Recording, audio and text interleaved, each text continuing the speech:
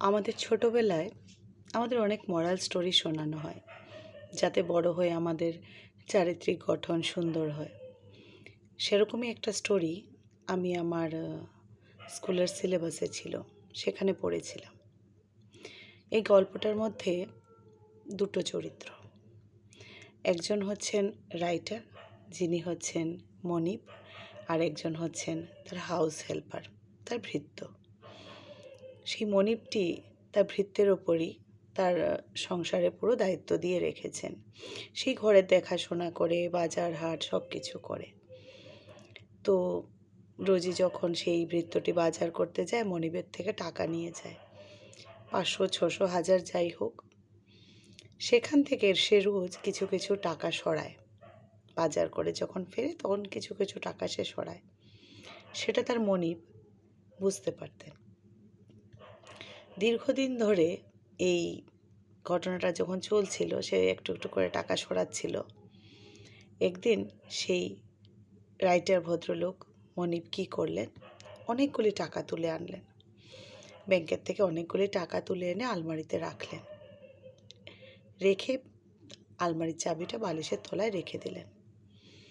ভৃত্যটি যথারীতি ওনার কাছে টাকা চাইতে গেল।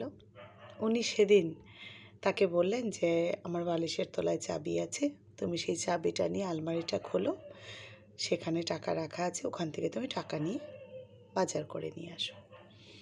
সে ভৃত্যটি তো চাবি খুলে টাকা দেখে অবাক। সে ভাবলো, একসাথে এতগুলি টাকা, তাহলে আমি রোজ ওরকম খুচরো টাকা সরাবো কেন? আজকে কাজ করি, আমি এই সমস্ত টাকাগুলি নিয়ে বাজার করার নাম করে বেরোবো, আমি আর ফিরবই না। এই বলে সে সমস্ত টাকাগুলি নিল এবং মনিবকে বলল যে, আমি বাজার করতে যাচ্ছি বলে সে বেরিয়ে পড়ল।